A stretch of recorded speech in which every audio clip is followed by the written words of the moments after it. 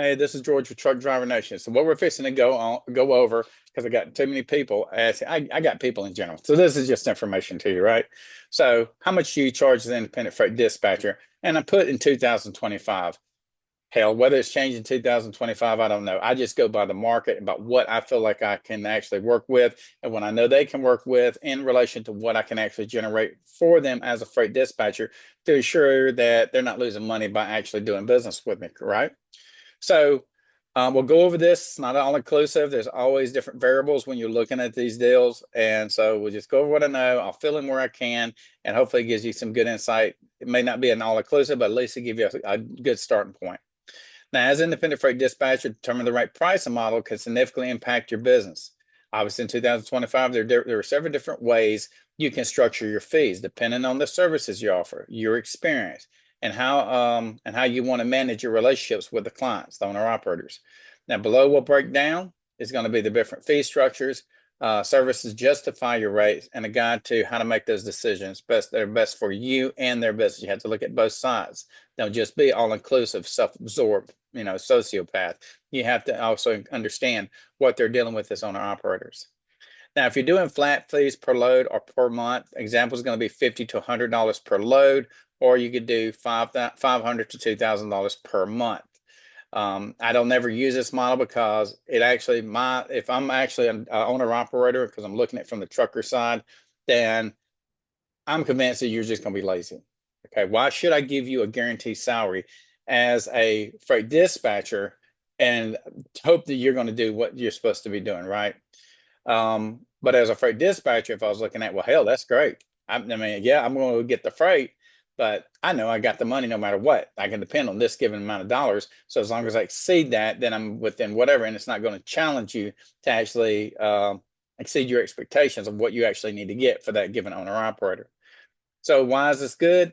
It's predictable income. Flat fees give a stable, predictable income, especially if you have multiple clients on monthly retainers. Now, simple to manage. You know exactly what you'll need to make for each job or client, and um, the clients appreciate the simplicity of knowing upfront what they're paying.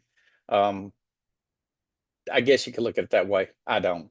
I mean, I'm looking at it from the actual physical business life expectancy and what I'm doing with this as far as what to expect out of people, because you can't trust humans. Okay, let's be straight.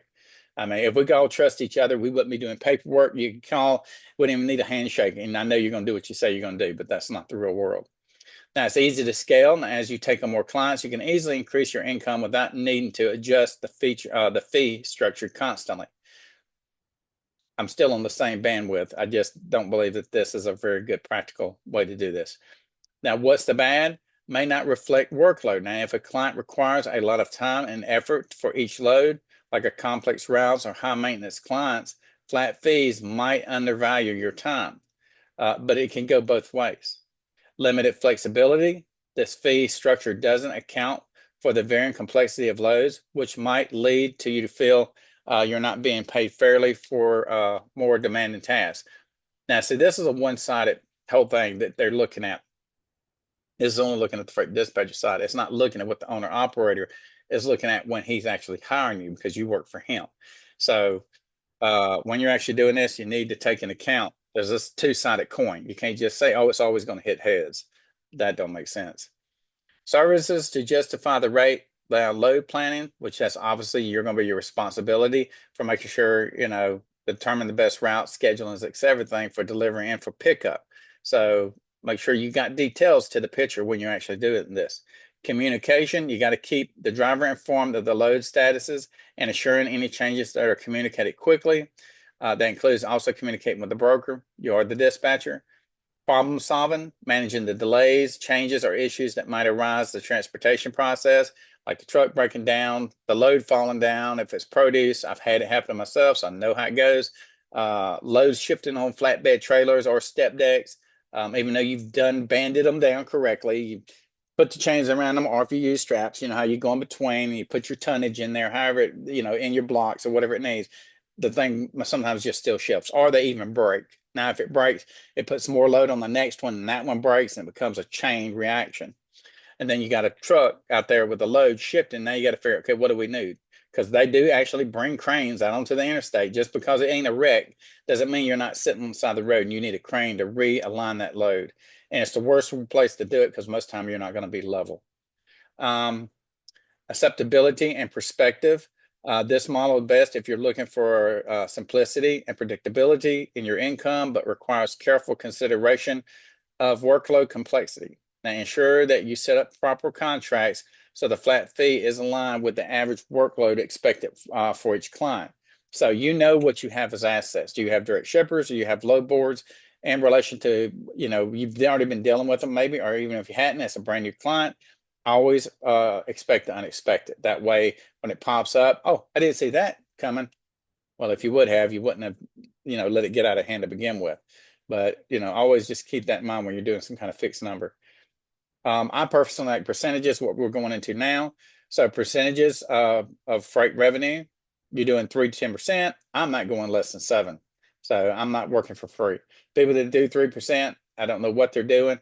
Obviously, they're not doing nothing but what required, because even if the owner operator already has his own authority and you're using his own authority and everything on it, that requires a hell of a lot more work than it will ever justify 3%. You must be in a third world country outsourcing, because there's no way you can do that and live according to the cost of living for the United States.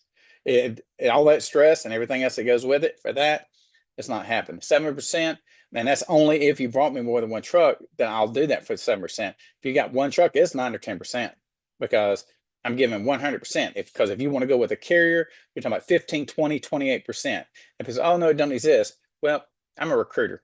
I got trucking companies right now. That's what they want. Okay. So, and they're providing all the bells and whistles for that. So don't try to sell me on something that I'm already actually involved in. Because I do know that I get comments, people saying, I'm like, boy, you're a damn walking idiot. Okay. Obviously you don't know what they probably just either don't know logistics or they just running that mouth. So now why is this good doing the 3 to 10%? You've aligned the incentives. So since your earning are tied to your load value, you have a direct incentive to secure high-paying loads to ensure smooth operations. That's the reason owner-operator would rather pay you percentage as well. Flexibility, if the load is more complex and demands more time, the percentage would naturally reflect the extra effort, making this a fair system for both parties. I don't really see that. It's to some degree, I kind of see how it would work, but you got to remember, it's a set rate for whatever you're loading at that given point based on the overall gross revenue of that freight. But you always got to remember the only things that would actually change that you need to make sure that you do as a freight dispatcher is ensure that detention, layover, and towing, trailers or order not used, that you're still getting a percentage of that, because if I cancel it, that why should that just go to the driver? You're actually working for him. So anything that moves through his hands should move through your hands as well, because this is a fair deal. You want 100% out of me? Well, we're doing this according to that percentage. It's 100%, give or take, whatever percentage I'm set at. Scalability. Now, as your clients earn more, you earn more as well. Obviously, that gives you the incentive to obviously get direct shippers as well. Now, this model rewards successful, high volume operations and provides greater earning potential. Absolutely. But also, it could go the other way if you're telling somebody you can provide X number of dollars in freight, or you got these clients, or whatever you can prove is your track record for the owner operators that you're already loaded. So keep that in mind. Don't let your mouth outrun your actual abilities. Okay. You still got to make a profit. Whether it's a low profit or moderate profit, whatever it is, really has to do with you as a freight dispatcher. And if he's got resources as an owner operator, he's going to allow you to have those, then you're being blessed. Okay. He just wants you to negotiate that, but that also might affect your percentages too. So I'm giving you this covers part of my load for the week, and you're only covering this. So that right there, you have to remember you're negotiating that out. But if it comes to your overall dollar value, is it worth it? Are you losing too much, or is it equivalent or equal or fair according to what you're going to be doing in those given situations? So you have to learn to negotiate, but also it all has to do with problem solving skills. Is that going to be enough answer for the issue that you're fixing to deal with? Um, so this is going to be, why is this bad? One, you got an unpredictable income. You don't know what the load boards are going to do. Okay. Your income will vary based on the loads you handle, which can be risky if business slows down or the clients don't consistently secure profitable loads. Um, in other words, your overall gross revenue. Then now you're making less, even though you got the percentage where you wanted it. Complicated tracking, calculating percentages can be complicated if you do not have clear, transparent communication with your clients after their gross freight revenue. Also, some carriers might delay payments, affecting your cash flow. Let me tell you about this. Let's stop this whole thing because I'm looking at documentation that, yeah, I use, and I know this. I just do it by script because it makes it easier so I don't miss no points. I will never trust nobody for me to actually invoice you and then you pay me. It won't happen because I've done the work. Okay. I was a truck driver like hell, that I'm going to do it either which way because I know what you do as a truck driver. I 100% agree. It is a hell of a life. But I also know how much money you're making, give or take, based on your ELD on what you're running. So if you're basically 1 foot in the grave and one out of the grave, why would I risk the money that I've made as a freight dispatcher when I sat in front of the computer and stared at this bastard all day long, looked for that freight or calling, or actually dealing with direct shippers to get you secure the freight that you need for that truck? When I do it, I have direct access to their bank accounts. That means I send them once I send the invoice to the broker, I invoice them, and I've got direct access because I know when the funds clear. So once the funds clear, I'm able to draw either off their bank account, their credit card, or I know that money's coming from factoring directly to me. If they can't do that, listen to me, people. Red flag. We're talking about red flag with blood dripping off the end. Walk past that person and don't even think to even knock the dirt off your feet. Let them sit wherever the hell they're sitting because they're going to screw you over at some point. You can say, oh, no, they won't. They're good people. You know what? Satan was even a good person when he was in heaven before he did whatever the hell he did and got his ass thrown to the dirt or earth. So don't even twist it. Do not allow people to get their hands into your financial situation when this is your business that you're running in order to be profitable so you can support your family and whatever other things that you're trying to do. I respect that they're doing the same thing and they're working hard, but don't trust it when it comes to the money. A lot of things come and go, even friendships, but money is right where it's at. And if you end up having to take somebody to small claims court, you've lost everything. Okay. Yeah, you can put things on the CDLA scan or whatever you want to do because me as a broker, you don't think I won't put I can do all kinds of stuff from my side because I got access to being a broker too, and to that MC. So if they're not paying, I will literally put no failure to pay. So I let them know that I've got an MC, and if they don't get it, then they're going to find out the hard way. I just rather keep the air clean between us when it comes to these type of issues. You're running business, they're running business too. You have to have mutual respect. But on the scale that you're doing this at, you're not doing hundreds of trucks unless you scale it up. But even then, you still can't just sit there and lose money. So make it clear and precise and concise. That's the same storyline through your whole business strategy so they understand the way you operate and do your business. You don't owe nobody no favors. Okay. I don't give a damn if it's my brother. We're still going to do it according to the way it needs to be done to make sure we ain't got no problems.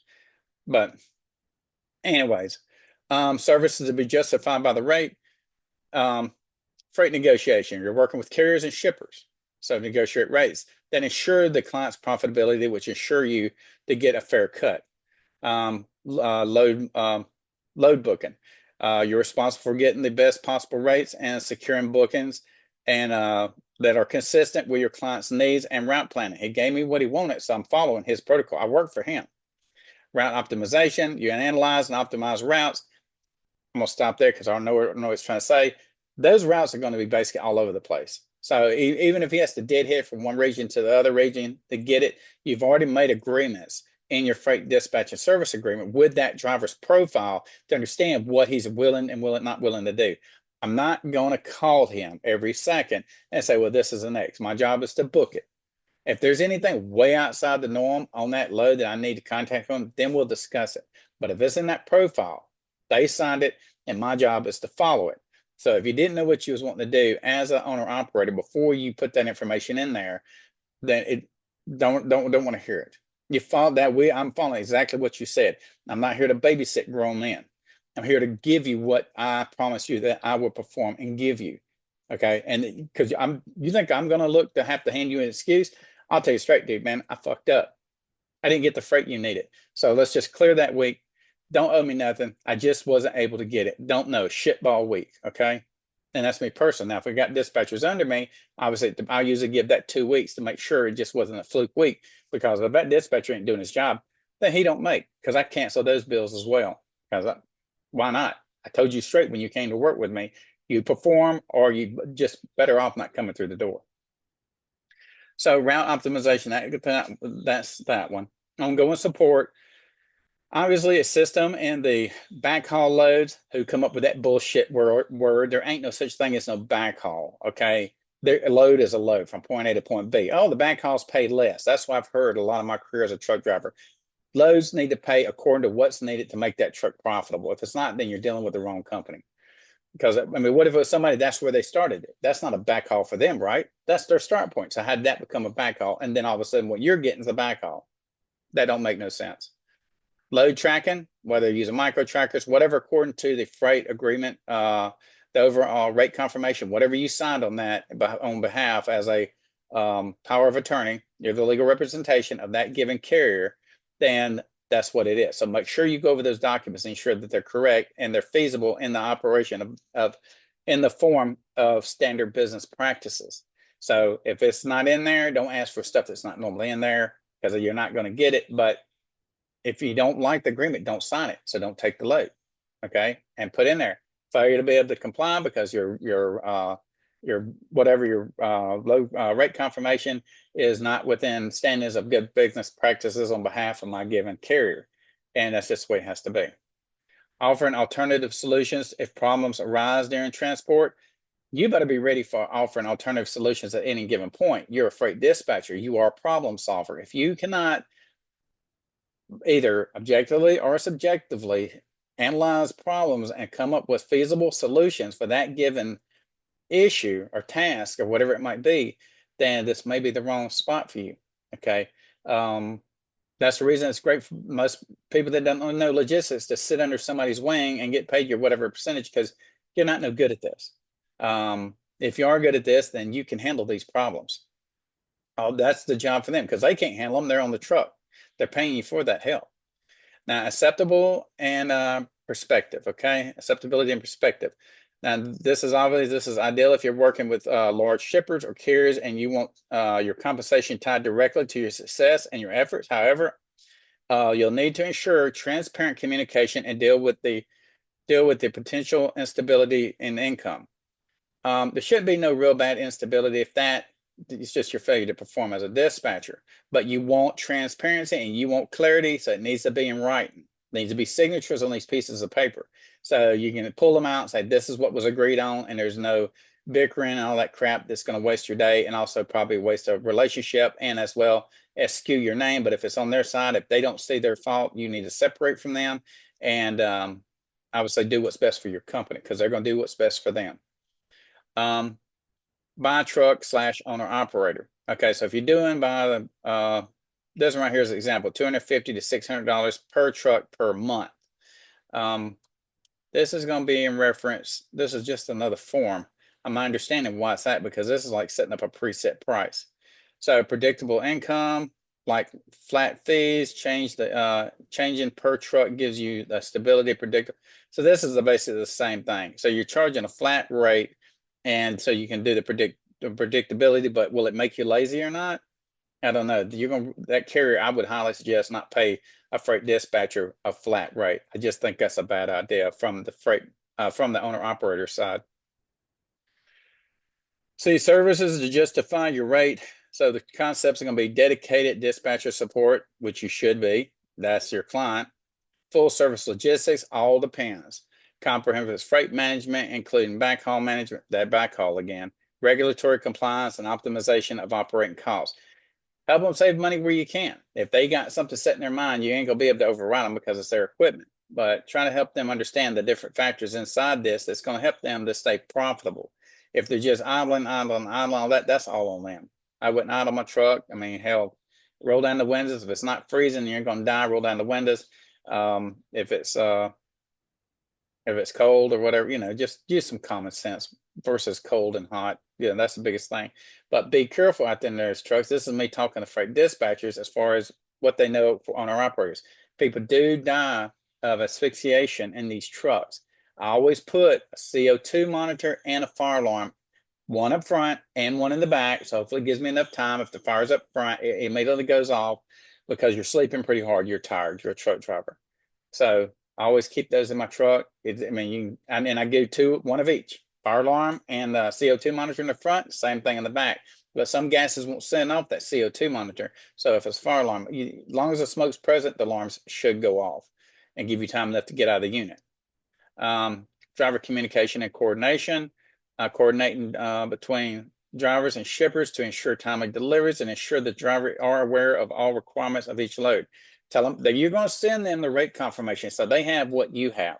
So, but to always bring it to their attention if there's any outstanding issue that may be a problem. Like if you do some stupid time frame with it gives you got to be on there on a certain time and you see that it's not going, let them know then whatever penalty that they have for that they're going to be eating it. Let them know ahead of time. Can you be there by X time if they choose to take that? I do windows between 3 and 6 hours, and also I do first come, first serve. Just keeps that problem out of the way. But remember, you're coordinating between the driver and the brokerage or the direct shipper if that's the situation. So make sure that data, you're the communication line, whether you're texting it, emailing it, or calling them, that line of communication stays open at all times, and that you understand that no matter which side the information comes to, you need to get it to the other side for any issues to fix the issue. I mean, to address those problems as they come along. Next is going to be hourly rate, $30 to $60 per hour. I don't know of anybody that does this, but that's an option. And I'm not even going to go over that one because that's not really how we do it in OTR, freight dispatching. But it just says it gives you fair compensation for time spent, flexibility, but there's a lot of avenues where they could cheat the system as a freight dispatcher and try to overprice their owner operators. Adjustability, why is it bad? Uncertain income, client reluctancy. Hell yeah, I'd be client reluctant because I can't prove what you did for me in those given set number of hours. Services to justify the rate.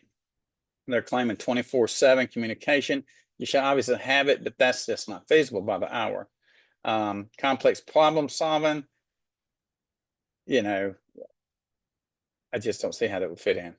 I mean, because you're going to be problem solving already. If they wake you up in the middle of the night, that's your load you're protecting. That's your reputation you're protecting, because that broker is depending that you're going to do your job as a freight dispatcher to cover to babysit that load from point A to point B, even though you have a responsible and well capable man, the owner operator, handling that freight. But sometimes you have to work together.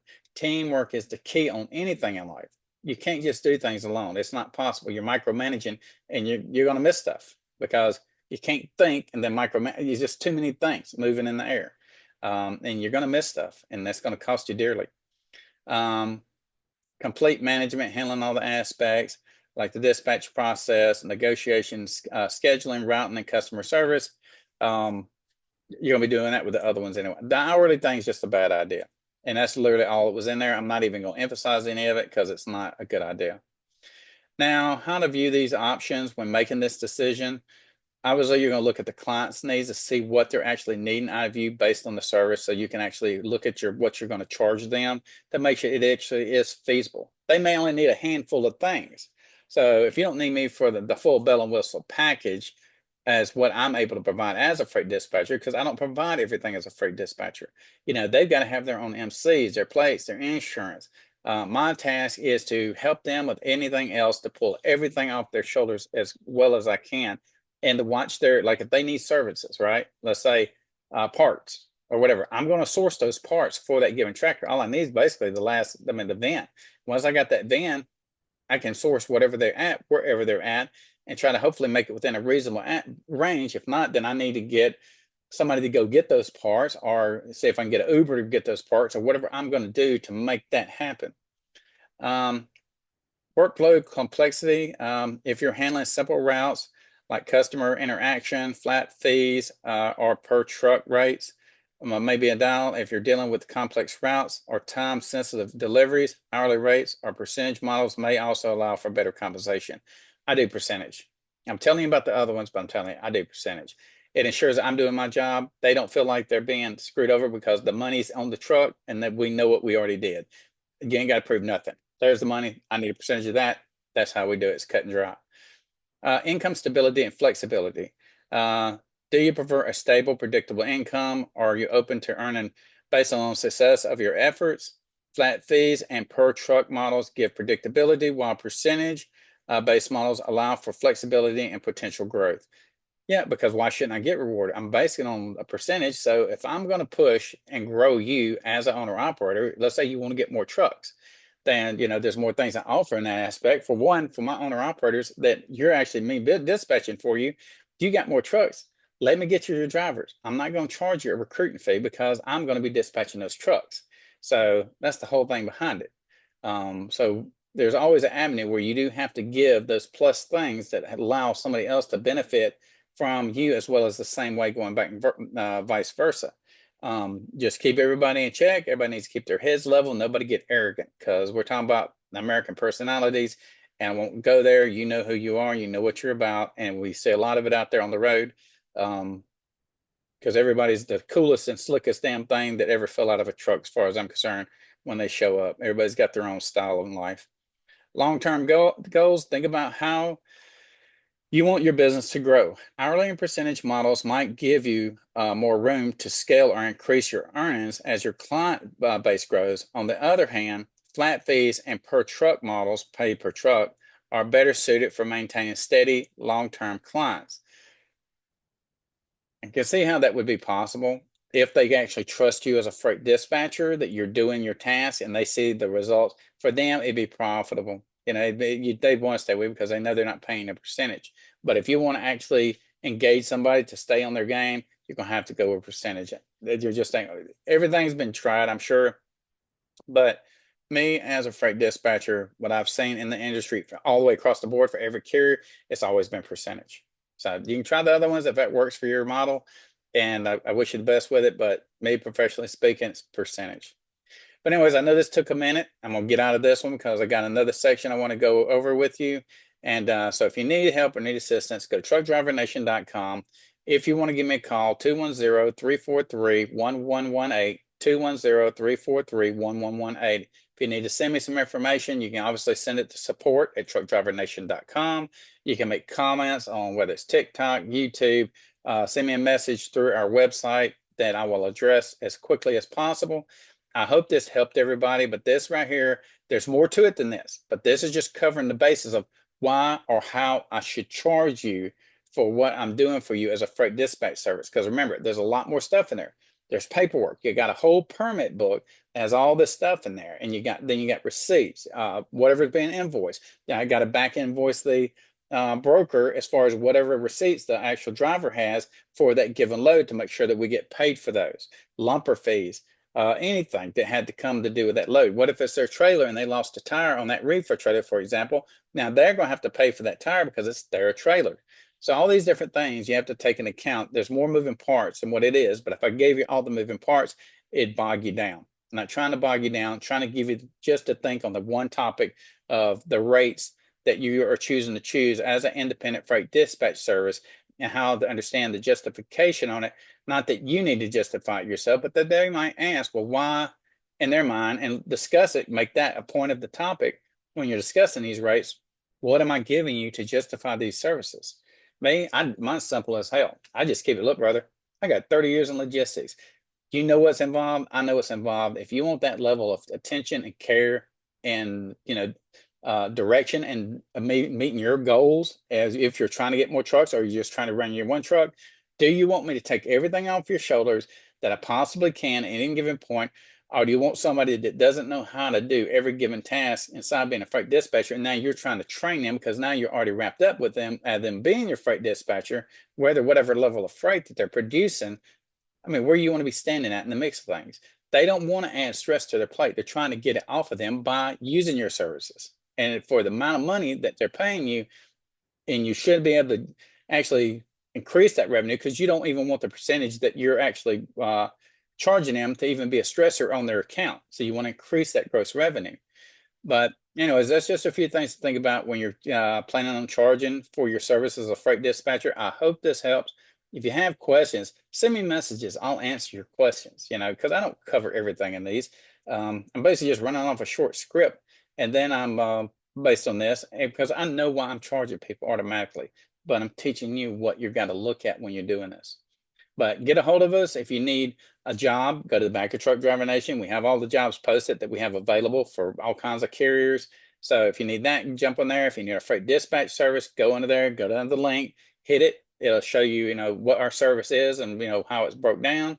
But if you want to become a freight dispatcher and get out of the trucks and work from the comfort of your home or anywhere in the world, you want to live in Thailand, the Philippines, Brazil, Belize, wherever you want to be at, you can do that and be a freight dispatcher. So get a hold of us and we'll help you out with your needs. And I appreciate your time. And everybody have a blessed day. Drivers out there on the road, be blessed and please be safe. Thank you so much.